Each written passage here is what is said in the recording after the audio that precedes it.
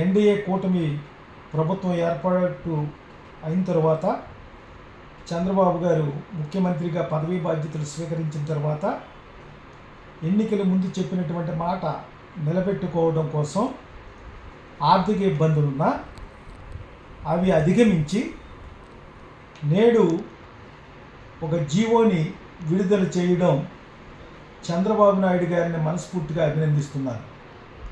ఉచిత ఇసుక పాలసీ రాష్ట్ర ప్రగతికి బాట, నెరవేరనున్న పేదల సొంతింటి కళ, ఊపందుకోనున్న నిర్మాణ రంగం.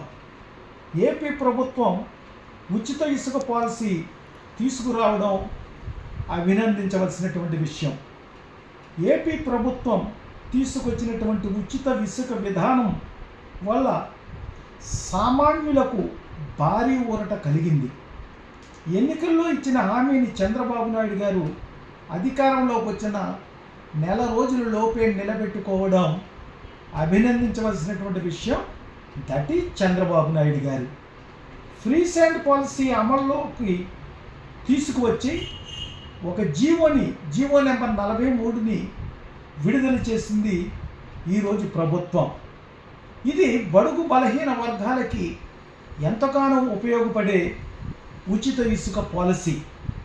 నాణ్యమైనటువంటి ఇసుక ప్రజలకు అందుబాటులో తెచ్చేందుకు తెలుగుదేశం రూపొందించినటువంటి విధానం, పారదర్శకత, ముందు చూపుతో శాండ్ పాలసీని రూపొందించడం కూడా జరిగింది.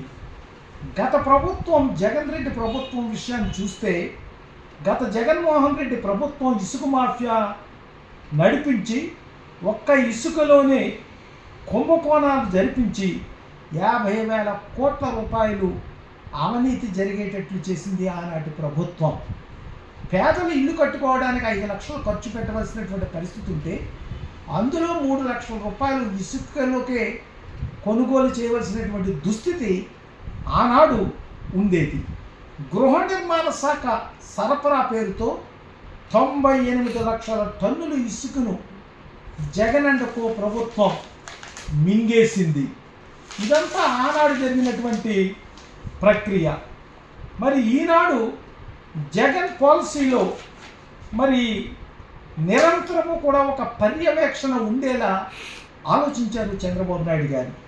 అక్రమ ఇసుక తవ్వకాలని నిరోధిస్తూ రాష్ట్ర ప్రజల ప్రగతే ధ్యేయంగా ఈ పాలసీ రూపొందించారు. దీనిపై నిరంతరము కూడా విజిలెన్స్ పర్యవేక్షణ చేస్తుంది. మరి సుప్రీంకోర్టు, హైకోర్టు, ఎన్జిటి నిబంధనలకు అనుగుణంగా పర్యావరణ పరిరక్షణ చూస్తూ అవి దెబ్బతినకుండా ఉచిత ఇసుక అందిస్తుంది ఈ ప్రభుత్వం. అందుకోసమే జిల్లా స్థాయిలో జిల్లా శాండ్ కమిటీలు ఏర్పాటు చేస్తున్నారు.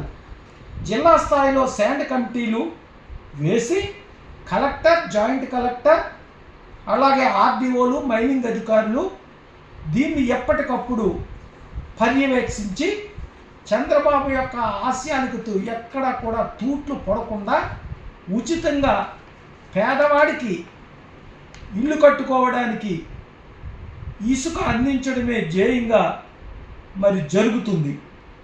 దీనివల్ల నిర్మాణ రంగంలో ఊపందుకుంటుంది. మరి ముఖ్యంగా భవన కార్మికులు, ఎంతో నిరాశతో ఉన్నటువంటి భవన కార్మికులకు ఒక ఆశ చిగురించింది. అందరికీ పని కల్పించడమే ధ్యేయంగా ఈ ప్రభుత్వం ముందుకు పోతుంది. జై చంద్రబాబు నాయుడు గారు, జై తెలుగుదేశం, ఎన్డీఏ కూటమి వర్ధిల్లాలి.